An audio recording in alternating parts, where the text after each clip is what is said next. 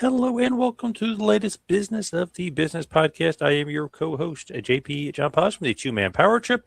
Of course, joining me is the financial wrestling genius himself, Dr. Lavie Margolin. How are you doing today, sir? Hey John, I'm doing well. I've credentialed up since we last talked. I've started my sports and politics class, and Nice. I managed to resist talking about. Well, actually, I did talk about the UFC in the first session, but we're not going to hit the heavy part of the UFC course content till the last third. But I did subscribe to Paramount Plus and watch Nice. UFC 324. I've been subscribed for a long time because they have great TV shows on Paramount Plus. So that was just an easy, you just turn it on, the UFC's on. So that was easy for me. I didn't have to subscribe, or I already was a subscriber. You know what I'm catching up on because Amazon has a relationship with them, like they would do previews or whatever. So there was a few episodes of Lioness a few Good years ago. show. Good So show. we loved it, my wife and I, and we don't remember where we were up to. So we're watching it from the beginning now, but it's a good show. Good show for sure. That's one of the shows that I always watch there. I don't know if they're done or not, but they had 2 seasons of it. It was excellent from them. From UFC standpoint, was that a success or not a success? Because I read literally two exact opposite opinions saying that they only added 1 million new subscribers, and then I read another article said they added 100 million or 1 million subscribers. This is great news. Is that great news or not? I would have assumed more because I've heard that Netflix added way more when they signed up WWE. Whenever Jake Paul was fighting, it seemed like there would be way more people watching than just the 6 million that watching that show. So I don't know. I'm kind of like at a crossroads. I don't know if that was successful or not successful. Yeah, I think, I mean, for that moment, for that time period, I think it has to be getting 1 million subscribers to a service that many people were not engaged with before. Maybe if you're like a big Nickelodeon family, or John, you're aware of the dramas and all of Yep. that. But it wasn't like, I mean, it is a major player now, but it wasn't like the ones that people think about top of mind. So it might take some time. I don't know if just the idea of being part of the package or free, quote unquote, on Paramount Plus instead of pay-per-view model or whatever you would call it. Was the draw. Paddy Pimblett is certainly an engaging character. He said a lot of offensive things that I don't like, but he's very engaging. And I don't think, though, he's like a game changer. So it wasn't like that they came in with their White House card first, and you have Yeah. all these Yeah. main eventers. I think, was this the one Kayla Harrington was supposed to be on, but got hurt? So Yeah. that She hurt her neck, so she's out for a while. so it might be a progressive thing that, when you have your like uppermost fighters, that might turn it over. But so you don't want to see this as like a one-time million. It might be the biggest mover, but like progressively moving up rather than people unsubscribing. One of the things I'm trying to figure out, though, is do they upload the whole UFC event, especially the main event? Because when I went back, I just see fight by fight, which is convenient, but I like to experience the whole atmosphere and watch, a whole card at one time. I'm not sure because I thought as soon as you logged in, like when you're actually watching it, as soon as you logged in, you get the whole card. So Yeah, I'm not. when it's live, 100%. I'm just wondering, like in the replays. Oh, I'm not even sure because I Yeah, didn't even try to even look at the replay because I just watched it live. Yeah, that's a good point. I'm not sure how they're going to do it. I know New Japan for New Japan World, they'll do it by match. You could just watch the one match. It'll upload, but after the match is over, there's like a second break, and then it'll start the next thing, meaning that you can actually just watch one, or it automatically will load into the next fight without you having to load it. that's such a throwback. John, it reminds me of all the opportunity that New Japan had a few years ago when there was sort of like it was unclear who was number two in the US. And like Yeah. one of the things everyone would say is like, you have to put it on, all the different, like you have to make it an app that people could download on this device or that device or this service or integrate into that. And they just would not do it or could not do it. And it was such like a missed opportunity. Big time. Speaking of missed opportunity, what's going on with Triller? Yeah, so first of all, if you're watching this, I'm giving myself the Barry Horowitz because I Yes. don't know, outside of Zach Arnold, I'm not sure which one of us of Fight Opinion found it first, but I feel like if we didn't report it, that it probably wouldn't be a reported story. And then no one gave us, either of us, the hat tip, for finding it, but it was then aggregated to a number of sources because it was a very unique thing. It didn't seem like the days were ever coming where we would get Triller information, in terms of their financial information, and then there was a surprise in there. The loss of a large customer could have an adverse effect on Triller's business. As of December 31st, 2024, Triller had one customer that comprised approximately 20% of consolidated accounts receivable. So that's interesting in itself. Somebody correct me if I'm wrong, but accounts receivable means that somebody will pay you. So how is it if Triller is hosting AEW pay-per-views and AEW Plus in Europe, wouldn't you be paying Triller to sign up, and wouldn't the money be processed there, and then Triller pay its content providers to AEW? So how can it be accounts receivable? So that's my first question. But as of December 31st, 2023, Triller had one customer that comprised over 27% of consolidated accounts receivable. During the years ended, Triller had, AEW, a customer of Triller, which accounted for approximately 24% and 90% of Triller's consolidated revenue. Triller holds a non-exclusive, non-transferable right to distribute certain audiovisual programs that are owned or controlled by AEW on Triller's distribution platform. In consideration for such rights and pursuant to Triller's distribution, Triller TV pays AEW a fixed percentage of all net revenues generated through distribution of such media. So it's kind of confusing there, but irregardless of who's, who gets the money first and who pays, this is pretty significant for a company that took forever to post their financials, was kicked off NASDAQ, lost a tremendous amount of value. Now, institutional investors who bought it super low could have made like 400% on that money. But it seems, even though they're losing money on basically, I think they call it sports streaming category. And I don't think they do any of those like Triller specials anymore, right? With Mike Tyson or the Paul brothers or whatever it may be. So it's really Triller TV, Triller Plus, but it makes revenue, but it's losing money. Interesting. I'm like kind of confused by all this stuff that's going on with Triller. I feel like maybe that's the intent of it. You know what I mean? I feel like they're always wanting to keep us confused and, and out of the loop with it. Like the accounts receivable, accounts payable. What's going on here with AEW? AEW's carrying the load. But like I don't know, I'm just always kind of fascinated. It's like you never get the full story from Triller, and it always ends up going into like another direction. Like they're on NASDAQ, and then they're off NASDAQ. Like weird stuff going on over there. It's very shady, and it's always shady when it's like a combination of like companies that don't really make sense together. I think their main thing was like financial services in China or technology, and then you have like Triller issues before they acquired Fight Even, where it was like paying music rights owners, for the app, and then they were always trying to like say like, as soon as the US bans TikTok, we're going to be the one that picks up that business. So I asked Grok for some help to break things down here.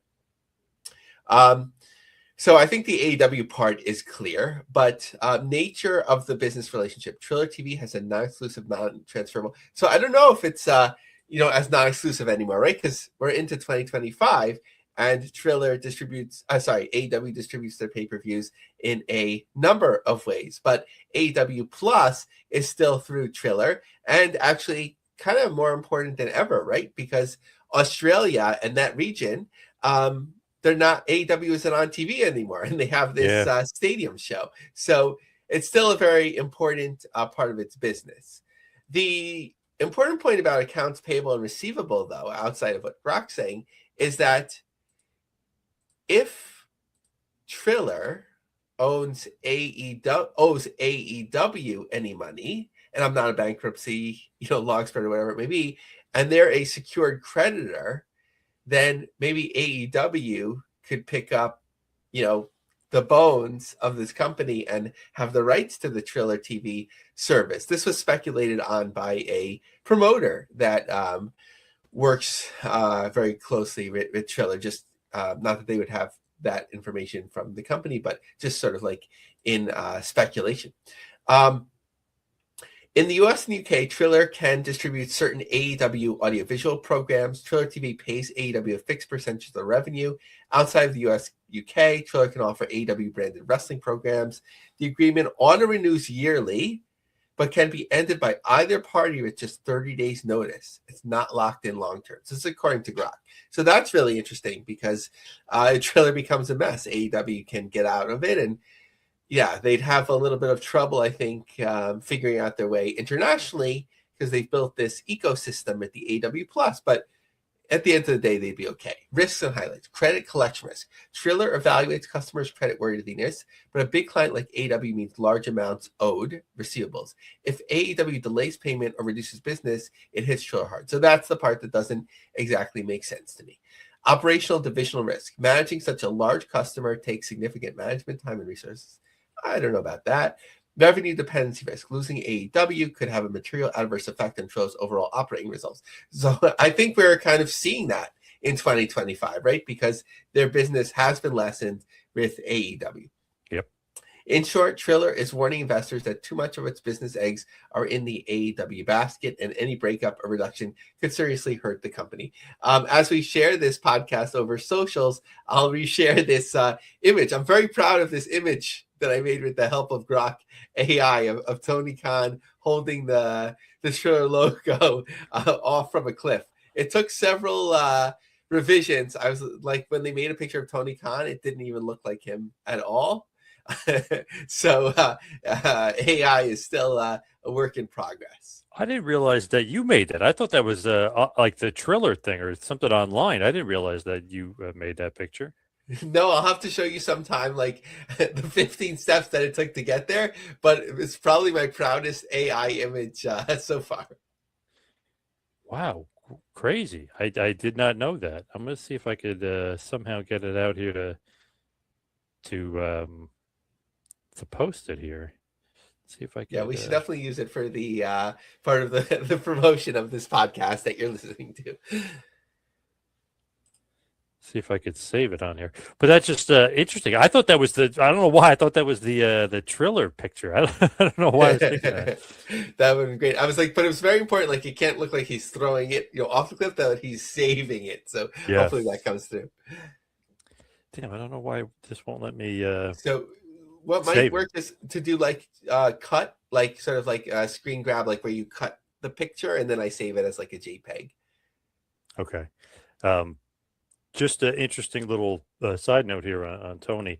What are your thoughts on this possible controversy with him using a burner account to go after what do you call it? The former, well, I guess current agent for a bunch of WWE stars. Oh yeah, I saw that like more in the abstract that it seemed like people have an issue with this guy for a number of years. I don't know why, and then. They were saying that he seemed like that he was like, I saw what he was writing, that it sounded paranoid or whatever. Like, I don't know. It seems odd. I don't know Tony Khan's, how he deals with particular stresses or when he doesn't get along with people. Obviously, CM Punk had his issues with him, but I don't think he has time for that, or it's that important to him. Sometimes you learn later, like even the most successful guys, like, these things get to them. It in a different way, I guess, like in terms of how like people get emotional about these things. There we go, John. Finally got it saved to the computer. Yeah, I realized you just have to save. Okay. Yep. It looks even better now that I'm looking at it again. But I guess I'll have to make one now where Tony Khan's like signing into X or something under a different name. But there's this guy, I don't know if you ever heard of him, Seth Godin. He's a very successful like business speaker and author. So he's written like 30 books. And like when he was starting his career, it was like a novel thing to do, like make images from your keyboard, like smiley faces and things like that. So somebody on Amazon years later had posted like a bad review that kind of like that it was a stupid book, and he still checks them. And he actually commented and was like defending himself. I'm just like, Wow. you're wildly successful. Why do you worry about these things? But still, there's like people get emotional. Remember Kevin Durant, the great basketball player, got caught with a burner account on Twitter. He was like commenting back to people and even other players and stuff, and apparently he got caught with the burners. You never know. Never Yeah, know. everyone ends up screwing those up because you just right. It's so easy to switch back and forth, but sometimes you forget, and once you do it, you're screwed. Yeah. The only thing is, which is weird, the guy, Ron, deleted his account. If it was a real person, why the heck would you feel the need to delete it? You're Ron. You don't need to delete your account. You know what I mean? It was weird. He deleted it after Nick said he had proof that it was the burner. So I was like, wow, that's not a good sign for whoever it is. Could be somebody who works at AEW too, or like a friend or another wrestler. So obviously they felt like, oh shit, I better delete this. Yeah, but you could just imagine like a crazy wrestling fan, like if they're aware of this thing, they're like, I'm going to help Tony Khan. Yes. Yes. And we could see that with like some TNA people, not anyone we know, but Right. just like I mean, each group has their own crazy stuff. I don't like. Are there Well, people I've that seen though some crazy AEW fans. Like he posted, I guess, a picture. He was at a show. The agent was at a show with his daughter, and these fans were like making fun of the daughter and stuff. I was like, man, these people are like literally sick, like, mentally ill. So you never know that they would do. Like, I'm going to defend Tony. I'm going to create Raw on this made up account. I'm going to go after this guy. You never know. Yeah, like especially with the kids, like we're just careful of that. Just like I Yeah, think it's like a yeah, best practice with like family, like not like if you're putting yourself out there publicly. And I'm always like, whenever I see like wrestlers or whatever, like sharing pictures of the kids, like, oh, okay, yeah, that's nice. And then my second thought is like, that's not smart. Don't put it out there just because there's a lot of crazy sick sickos. Yeah, people. yeah, yep. Now, speaking of TNA, what is going on with TNA right now? Sure. I thought you were saying, speaking of crazy people. No, But, no. but with TNA, so, one of the things to note is that I think they're like taking their foot off the gas a little bit in terms of like the need to like do record breaking numbers or like this high watermark, in terms of like attendance. I think maybe that was like a priority when they were To get the looking deal, maybe to get the AMC deal, maybe. for a TV deal. And this is just total speculation that maybe that had to do with like the amount of free tickets distributed, or maybe it's just the time of year. People don't go out when it's cold or whatever. Or even like as we speculated on last time, that NXT, when people were just exposed to TNA through NXT, it was like a cool thing, either invaders or just you get to get like a hint of the talent, but you can't really see it because you don't have access or whatever. And now that people see it, it's just not as cool as it used to be. I'm not sounding the panic alarm, but just something to watch as we look at the numbers so far. Whereas being over 1,000 for TNA a couple years ago was reason to celebrate, but they are in bigger venues and so on. So just final numbers from WrestleTix, the Tingley Coliseum in Albuquerque, January 22nd and 23rd. 22nd, it was 1,296 tickets distributed, 172 free tickets through VetTix. The second day, 1,432, 223 tickets for VetTix. It's actually interesting that VetTix was offering up to 500 tickets free for both nights. I don't know if so obviously they weren't taken up. You have to be a veteran or family to go. Yep. But I don't know, based on populations, is there like particularly more vets there? Is that near a base or whatever it might be? But not all the free tickets were utilized. Now, Nashville, the same venue that NXT will be in, that we'll talk about, forthcoming. Plenty of tickets left for February. Just actually has been on sale not that long, in a smaller venue there, a more of like a theater style venue. Now, Gateway Center in College Park, Georgia. This is in March. Tickets just went on sale. about 357 tickets the first night and 363 the second, so basically the same. And in late March at the Ilario Center in Westway, really New Orleans area, first few rows have been sold there. So early, we'll see. And something that's already been talked about and whatever, but good to come back to is the ratings for TNA did hold up in the second week, which is obviously very impressive and a positive. Not to shade away, right? Like people always say, okay, there's good news, and then you find a way to knock it, but it's a low end, right? Like, so it could really swing. So what I'd really say to do is from now till week 10, let's see how the number swings or stays the same or whatever, and then we'll have a sense of like where they're going. Man, it's just a interesting thing when you look at like the ratings. So it's 173, right, for the first week, 171 for the second week. But then to see that was the second highest rated show in AMC. So it's like, in one instance, people are saying, oh, it's terrible. They should have been dead. They should do this. Apparently, AMC, just as the station, they're probably happy with them just because that's right in line with their top shows now. Oh, I didn't see that because, right, last year it was like, what we way have, more, like 50 to 300,000 viewers, maybe even higher. So maybe is AMC, do they still produce original shows where like there might be a show that like spikes the number, kind of like when MLW was very, very briefly on the Reels channel, and Reels was like that cop show that would do like huge ratings, but nothing. Oh, yeah, yep. On Patrol Live. Yes. So yeah.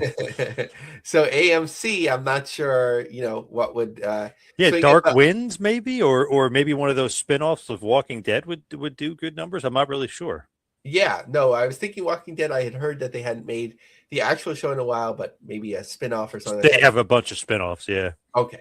But which apparently are going to lead to them coming back together for Walking Dead again. So it's like, oh God. Okay. So they'll, if TNA lasts in this relationship, that'll be really good for them. Yeah. But the challenge, it's sort of good and bad if AMC overall does bad ratings, because it's good that you want to be above the station average and certainly among the top if you can.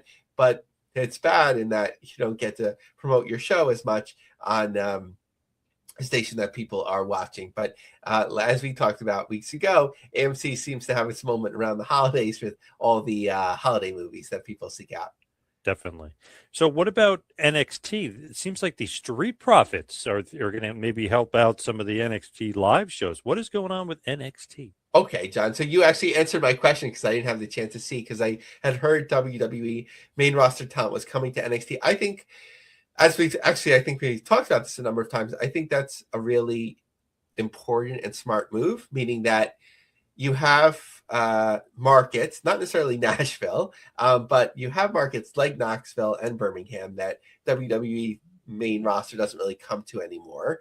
And you can supplement it with main roster talent that, some people would never go to NXT, but if they're familiar with main roster talents, they might go. You don't want to sort of water it down to the point that it seems like WWE light, but that it has more of its own distinction. So they're doing a triple shot, and Knoxville, as we're recording this, we don't have a final out number, but this is just prior, probably from WrestleTix. So Knoxville Civic Coliseum, pretty big venue on the map, that sort of like what they had opened up 5, 4, 6, 7, but it was set up for 2, 1, 3, 7 and 1, 3, 9, 5. So not tremendous, especially if you're sending talent there. Nashville, not looking great either, and that's as we're recording this tonight. And that's beyond the second row. It looks like seats are available everywhere. I don't know. Well, actually, I don't think the fairgrounds is open anymore, but that seems like it would be a more appropriate location. And the 31st, the Boutwell Auditorium, right? All these old, Nashville is somewhere different, but kind of like that old WCW or territory feel. The Boutwell Auditorium, 802 tickets. So maybe, they should have sent the Undertaker player to really spike the sales, because it's not looking great. That's interesting too, because if you look at New Japan, they're like double that for this show in New Jersey. And we were saying like we didn't think that was that great. And they're doing double of NXT shows, right? I mean, so New Japan, I mean, maybe that's not that bad for the New Jersey show for New Japan. Yeah, I guess for the NXT, time will tell.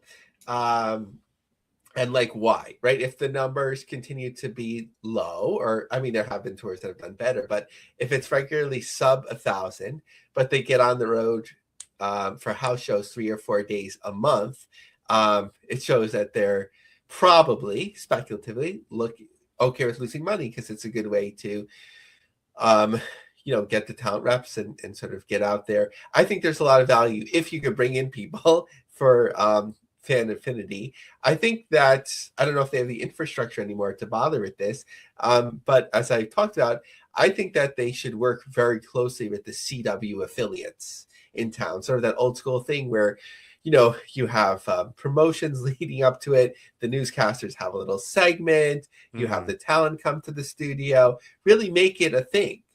And you can increase your numbers. Obviously, it's a trade-off in terms of having the staff coordinate all of that, sending the talents, flying the talents in and out for that sort of thing. But that's what I would be doing. Or going back, the second outcome is that they stop doing it, and then they realize we're just losing too much money.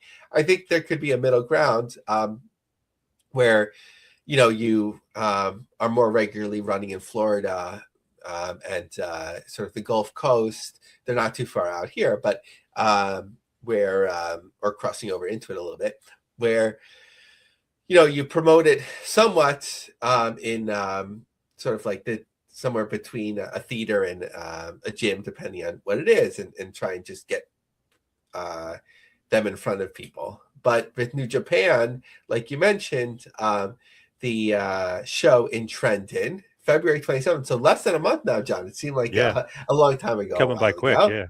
Yeah, 1,568 tickets, plus 107 in 7 days, so not bad. 1,568. Not too shabby considering where they were at to where they're at now. Not too bad, about 1,600 tickets. Speaking of New Japan, I know they've got their relationship with MLW. What's going on with MLW? Because I thought Battle Riot was going to be live on YouTube. It's not live until next week. So spoilers already out there. Who won the Battle Riot? Who's the new champion? So interesting developments from MLW. What's going on with them? Yeah, so Battle Riot 8. I don't know if WrestleTix will have like a final accounting of the number, but the last count that I saw was 716 tickets. Card set up 936, and there's a GA section as well. It looked like a pretty small building. The pictures that I was seeing there weren't risers as well, so maybe 1,000 people is possible there. But it looked like a good atmosphere. Spoiler alert, right, John? Killer Cross is their new champion, which makes the most sense. One of the biggest names out there. He wants to be there. They want him there. It's all good. February 7th in Chicago has been sold out. Another strong venue for them. Center Stage in Atlanta is starting to thin out as we get closer to March 14th. And the South Carolina show, a little bit unclear how much of the theater they had put on sale, but things look to be moving, although there's plenty of seats still left in the front row, but that's not till April. So of anyone, MLW sort of is picking the right venue sizes for itself right now. And one way or another, they're finding a way to fill it up so they look good on television. They have some names, as I've talked about, just looking at the special last time, they could certainly improve with their production. So now that they'll be familiar with this venue more in South Carolina, that would be something interesting to watch for, to see like if it's a better production in April. Certainly, maybe I'll pop in to look at this Battle Riot show once it drops next week on YouTube. How about GCW? How about Game Changer? What do they got going on right now? So Game Changer Wrestling, just looking at a few things. So one of their strongest venues has been LA, the Ukrainian Culture Center, as we've talked about, February 14th. Their fourth row is sold out, but 10 or more tickets in the second row, third row, second row of the stage, third row of the stage, and so on. So kind of slow. Number of times, I don't think it's been this slow in a while, but number of times it was looking slow and then picked up and looked pretty much full, if not completely full as it used to be back in the day. But like, I don't want to belabor all these places that GCW is going, and it's like second row available, second row available, second row available. So, but that's kind of like the state of things. Like last time I looked for Harrah's in Philadelphia, it was that with a lot of other venues as well. But looking forward on the hottest tickets for the collective weekend, Josh Barnett's Bloodsport, interestingly, just had the fourth row and GA, set up, whereas in the same venue, seventh row and GA is available. But as of right now, so it's just GA. So they're nearly there, in terms of their setup. Sometimes you'll see, and I haven't seen in a little while, where GCW will, once the fourth row fills up, then you open up the fifth, and beyond as much as you can. Toy Janelle Spring Break, seventh row ringside, 10 or more tickets. Death Vegas, 10 or more tickets. So more than a week, sort of like sticking there, in terms of rows. And Effie's Big Gay Brunch has fourth row ringside tickets available. Here and there, your favorite topic of all time. What is here and what is there? So Winnipeg Pro Wrestling, they seem to have a formula, right? They had that once a year show in the summer that popped a big number, and they're coming back with something unique, a full symphony orchestra.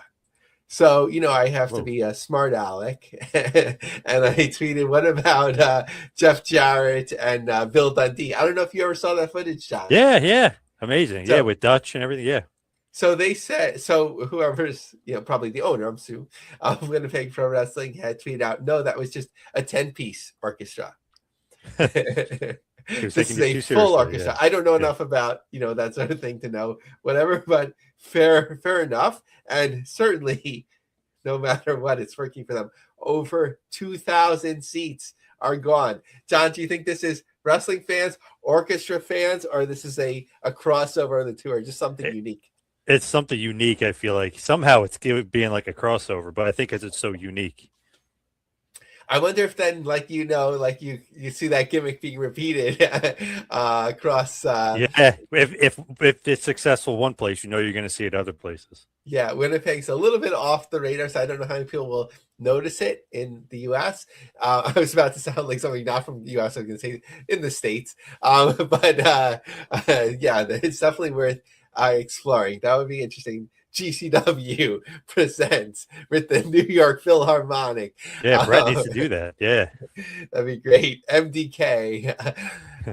Hear the music. Then we have a number of here and there's.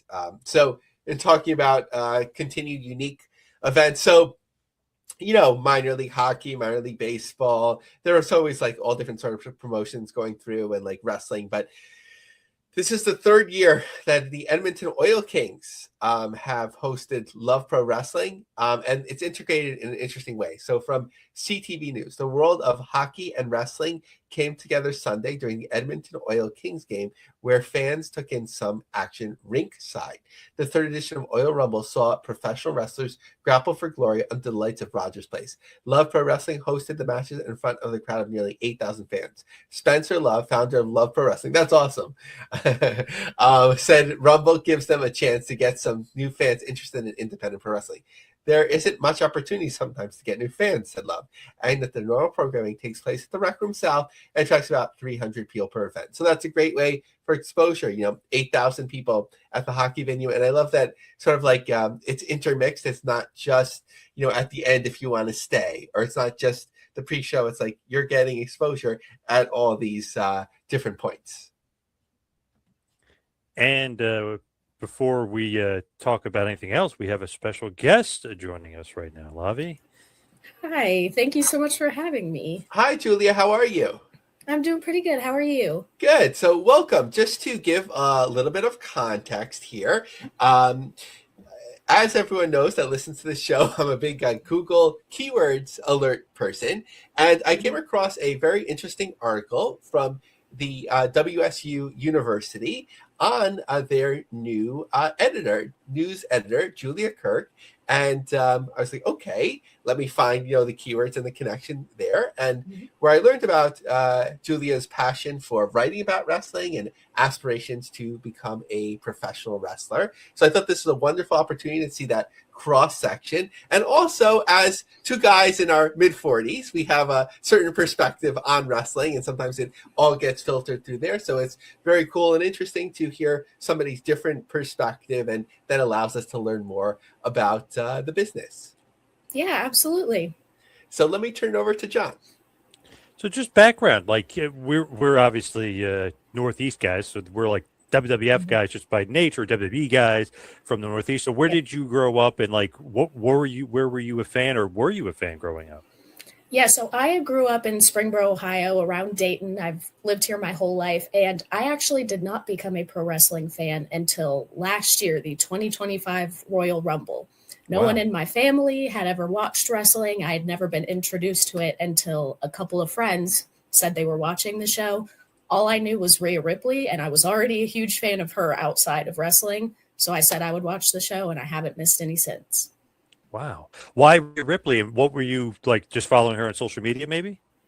Yeah, I found her through social media when she started to really blow up around 2022, I think. And at the time, I still didn't really understand how the wrestling business worked. I thought the whole storyline with her and Dom, I thought that was all real, and was just getting really invested in that whole storyline. And then just seeing her and what a talent and how strong she was. And she just became very quickly someone that I looked up to a lot.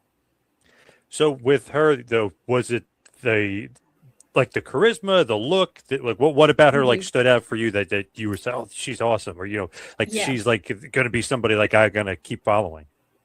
It was the fact that she was such a powerhouse in the ring, that most of the other girls, were smaller and more fit. And then here she comes, and she is just so strong, and she gets in there and she commands the ring, and she can take anyone down. And she does it with, like you said, such charisma. And the fact that the whole crowd was just behind her from the start, I was like, there's something special about this girl, and I want to keep seeing where she goes. So you loved the Royal Rumble last year. You were a big fan of the Rumble. Yes. Both Rumbles, the men's or the women, or both?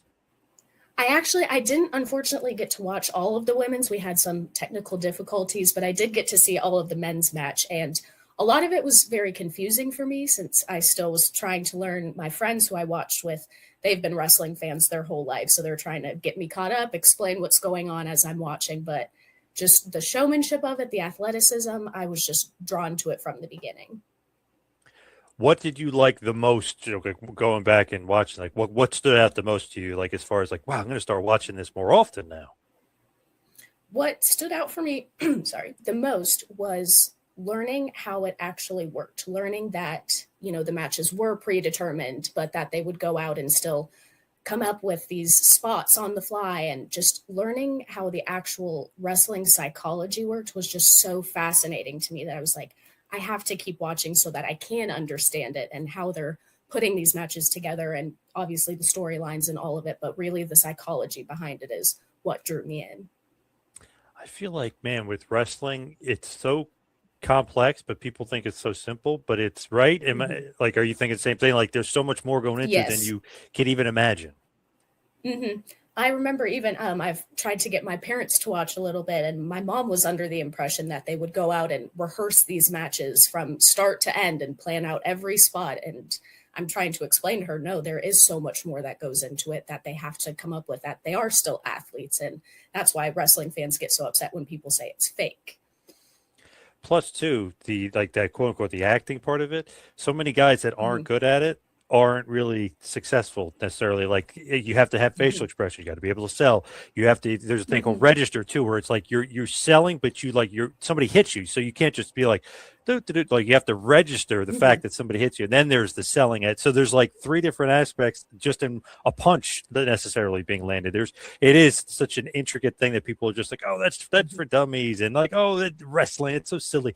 No, it's way more than that. Especially if you watch anything on TV, it's more complex than so many other things that are on TV right now. Absolutely.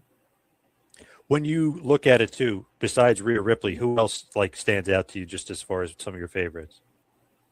So I will say my favorite professional wrestler of all time, and this is actually the person that inspired me to want to start training, is Shawn Michaels. When I started watching his matches and the way that he would perform and sell, something just clicked. And I was like, that is absolutely what I want to do. So I definitely give him credit for that. But as for the current roster, a couple of my other favorites when we come to the women's are Io Sky is another big one. I'm also a big fan of Tatum Paxley. I know she's still down on the NXT level, but those two really catch my eye. Io especially because I think that she might be the most talented women's wrestler currently on the roster. She's getting pretty over too. From when she started, and you didn't kind of know what would happen. Now she's one of the most over acts on the television. She gets a pop every time she comes out. They love Io. I mean, right? She's probably one of the most popular easily. Definitely. Are you adapting some of the stuff she does to your training and your style, or are you going to be completely different in your style of wrestling? I don't think I'll be able to pull off quite what she can do. As much as I love her style of wrestling, I'm also a huge fan of the luchador style of wrestling. I don't think for me personally that would work out. I think I would be more a Rhea Ripley type style wrestling because, I'm even taller than she is, trying to be, a big force in the ring, that type of wrestling. When did you really start training, and like how deep into your training are you right now? So I'm actually, I'm actually not very far into my wrestling training yet. Since I'm still in school, I'm focusing on finishing the degree before I can officially sign up with a training school. That being said, I'm in the gym 6 days a week. I've been doing lots of weightlifting, strength training to get prepared for that. And I also have a friend who has done professional wrestling training in the past, who has given me lots of pointers and kind of starting some pre-training before I'm able to start at an actual school. When you're thinking about this, are you getting nervous though at all? I mean, this is going to be a big undertaking here, just as far as injuries and everything else that could happen along the way. It definitely is. And that's, oh, sorry, go ahead. I was going to say, so you're probably pretty nervous, I would imagine. Definitely. And at the beginning, it was a thought I had in the back of my mind when I first started watching of, that would be so cool. I would love to do it. But I was, there's no way I could do pro wrestling. But the more I thought about it, I was like, it's just like anything else. You just have to put in the work and the time. And obviously, yes, with the injuries and it being a physical thing and you're fighting, it is definitely scary. But I think I'm just so much more excited about it that the fear isn't really registering to me because I'm itching to get into a ring. I can't wait to get started. Love that. Nice. Let me hand it over to Lavie. I know he's got some questions for you as well. Yeah, for sure. So I actually work at a university here in New York. And one of the things that I really enjoy is like learning from my students about like how they engage in the world and with media and those sort of things. So when you first discovered, WWE, had you been aware or did you soon become aware of all these other promotions? And like, how did you engage with them? And like, what was, if there's others that interest you, what was it like that maybe like interested you more, and others where you're like, I know that there's 52 flavors, but this isn't for me? Yeah, so WWE, I definitely just had that initial draw because of Rhea Ripley. So I already had some sort of familiarity there with it. And when I started watching, I also became a very big fan of Cody Rhodes. I'm still a very big Cody Rhodes fan. I actually had the opportunity to meet him over this past summer. And I think connecting with the people the way that the WWE superstars do with their fans builds those really special connections and makes you want to continue being a fan of that specific promotion. I have dipped my toe into AEW a little bit, but I'm mainly just focused on WWE for now. Sure. And have you had a chance to go to like independent wrestling shows or seen some clips, that sort of thing? I have seen some clips. I have unfortunately not been able to go to a live one yet. There is a local promotion close to me that I've been keeping my eye out because I would love to go see a show, but there are a couple independent wrestlers that I also just follow on social media because I would love to see where their careers go as well. Yeah. And what's the flow like in terms of like engagement with wrestling, like the primary socials and that sort of thing? Is it like through Instagram, or I don't want to date myself here, whatever it might be that sort of like engages you in pro wrestling in addition to the streaming? Yeah. So I on Instagram I follow every WWE account that I can find and am very involved on there. And I also have a TikTok account where I post pro wrestling content. I actually just hit 20,000 followers yesterday, so that's been a huge thing. I absolutely love getting to connect with other fans through social media. Oh, that's amazing! Congratulations! I've never gotten anywhere close to that. Thank I think John is in those in those stratospheres, but I might need some tips from both of you. So one of the things I came across is a couple of articles that you've written about pro wrestling, and one is especially intriguing to me: the fight for equality, the rise of women in wrestling, because it's such a complicated history, and I feel like. You know, you could even go back. I mean, you could go back farther, but let's say 1940s, Mildred Burke, and obviously there was even the movie in the theaters and so on. You had a lot of positivity for it, and then you had a lot of negative portrayals. And I think sort of like the last 10 years has been very positive in the rise of women's wrestling. I think there's not even so much of a distinction. It's sort of like who's the top star that's going to main event WrestleMania, and people don't worry so much about gender and that sort of thing. So like, what did you find in your research, and what more work as a journalist do you feel needs to be done to bring equality? Yeah, for sure. So I think, like you said, we do see them now more equal than we ever have in the past. I do think for equality, I would like to see more women's matches main eventing, definitely. I know that was a huge thing when we had Becky Lynch main event WrestleMania, and I believe we haven't seen any other women main event since. So I think that would be a good thing, having that become more normal and not such a big deal to have, it's going to be girls in the main event this time, that can sort of start to become normal. And the only other big thing that comes up when we talk about equality in the WWE, I know this is a big concern and kind of timely right now as we're heading into the Royal Rumble now in Saudi Arabia, and people being upset or concerned about how the women in the WWE are treated when they go over there. Great. And speaking of, men and women and interest in wrestling, I know now it's a very broad audience. Traditionally, when John and I were younger, it was a lot of guys that were interested in it, and even the programming in the late 80s, early 90s, I'm sure you've heard of it or you're familiar. It was sort of like, it was all like toy marketing. So you had there's Boys Toys, G.I. Joe, Thundercats, Teenage Mutant Ninja Turtles, all that sort of thing. And then for girls, there was Care Bears, Rainbow Bright, all that sort of thing. Whereas now it's not so much of a thing. So for your friends that are women, were they surprised that you found wrestling, or maybe some of them just love it the same as you? Yeah, so a lot of people were definitely surprised when I became a fan of wrestling, but I think that's even more just because of who I am rather than being a girl. I've never been a sports person or anything like that. And most of my friends are not into pro wrestling. My two main friends are both guys, and they're the ones who have introduced me to wrestling. They have been watching wrestling since before I was born. But I actually was able to connect with someone through social media. I was able to meet my now best friend, she's the same age as me. She lives halfway across the country. Never would have met her without pro wrestling or social media. And we're both big Cody Rhodes fans and connected over that. And I love getting to share pro wrestling with her. So I noticed also in your in the article description, it said that you're big on skateboarding. So talking about AEW a little bit, have you come across like Darby Allin and like his interest in skateboarding? I actually have not, no.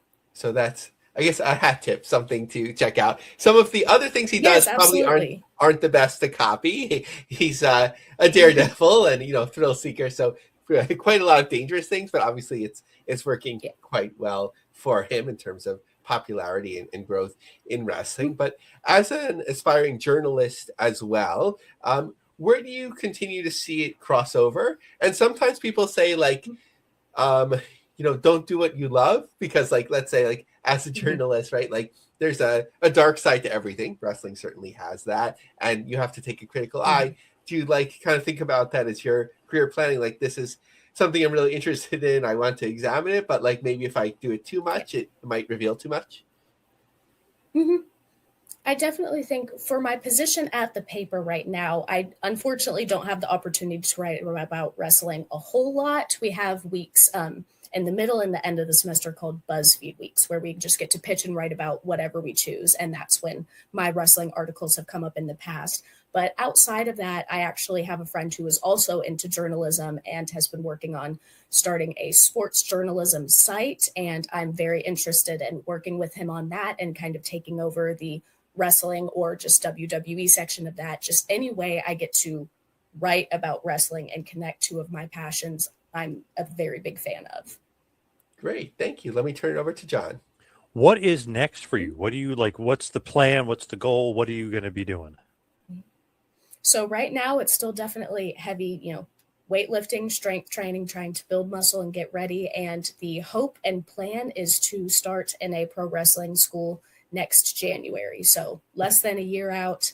I've already been looking at a couple schools in the area and trying to figure out the logistics of that, but I'm ready to hit the ground running as soon as I can. How quick would you like to actually have a match? You know what I mean? Like you're saying, maybe 11 months or so, get in there. What's the goal as far as, or is there even a goal or time frame for actual in-ring match?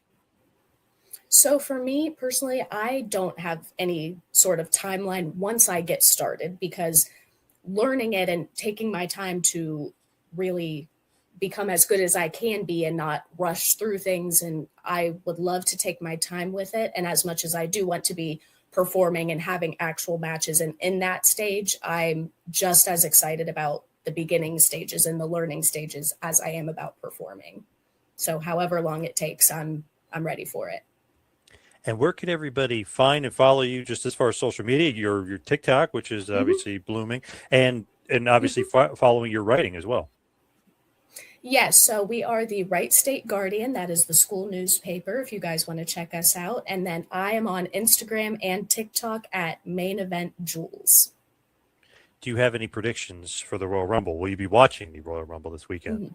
Absolutely, I will be. I am predicting that Liv Morgan will win the Women's Royal Rumble and Roman Reigns will win the Men's Rumble. Wow, I was thinking the same thing. I was thinking either Roman or Gunther, but I was predicting Liv to win it. Interesting. Yep. Somebody yesterday told me they think LA Knight is going to win. I was like, really? That's a weird one out of nowhere. But I would be thrilled if that happened, but I don't see it happening. Yeah, me neither. No, I think it's going to be Roman. Any surprise guesses? Because people are guessing some surprises. I do have a couple of those as well. Paige Saraya from WWE. I definitely think she's coming back, and I'm very excited. She's another one of my favorites.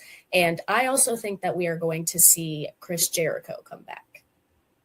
I agree on both. Look at that. I was definitely thinking that. There's rumors out there. People are saying Stone Cold Steve Austin, but that is one I definitely do not see happening. I haven't heard that one. If that happens, I'd be shocked beyond belief, because I can't see him coming back for a Royal Rumble appearance of all things. WrestleMania, maybe, but not Royal Rumble. Yeah. And in Saudi, they're going to get him to fly out to Saudi Arabia. They're, a 20-hour flight out there. No way. I can't see that happening. No, I don't think so. Well, Julie, thank you so much for all the time. Good luck in the ring. Good luck with the training and everything. Thank you. Thank you so much for all the time today. For having me. Thanks so much. Take care. Thank you. Remember us when you're a star. We will have you back on. Absolutely, I will. Thank you. Take care. Thank you. All right, Lavie, one final thing. I have to mention this, and you were, chomping at the bit about this one. What is going on with Jericho and Nicole Kidman? What are they doing wrestling? What the heck is this? I was waiting for the internet to notice who was behind Nicole Kidman. I'm like, is that who I think it is? Your picture is even clearer than the one I was, the perspective that I was seeing. But there's this show called Margot's Got Money Troubles on Apple TV, which is based on a book. Elle wrote a feature article on it. So what does it mean for pro wrestling?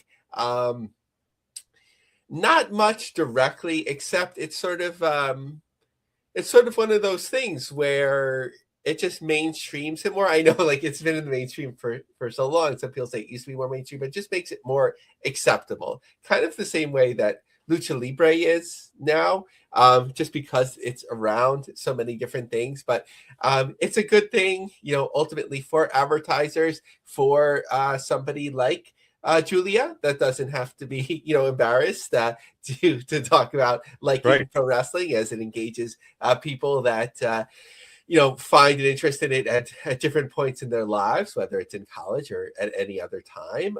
So that's a good thing. But Nicole, please give us a call. Find our socials. We'd love to have you on as well.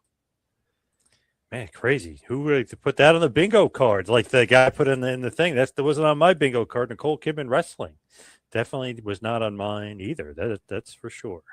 Yeah, and I hope it's Chavo that's doing the training. He had a lot of those gigs for a while. Maybe it's as he's gotten busier, there's more shows doing it. Maybe there's other people too, but it's good to see wrestlers get work like that. And, some cameos from Jericho. Maybe that's what Jericho was up to. Now in the picture, I'm not criticizing anyone's body, but whenever this was filmed, it doesn't look like he was, yet on his diet. I guess you can't really see his lower body, but it's kind of like a weird angle. So who knows? But it looks the same as we last saw him in AEW. You never know. We may be seeing him very, very soon in WWE. But let's wrap up this bad boy. Head towards the plugs. Follow me on Twitter and Instagram at 2Man Power Trip. How about you, Lavie? Follow me on X, Lavie Marg, LAVIE, and we're so close to 150 members of the LinkedIn Business of the Business group. So 5-6 more members to go, 150. Share, spread the word, all that sort of thing. Like, rate, review us, advertise with us, reach out. Love it. Thank you, Lavie. Thank you, Julia. Thank you, everybody out there, for listening. We'll see you right back here next week for a little Business of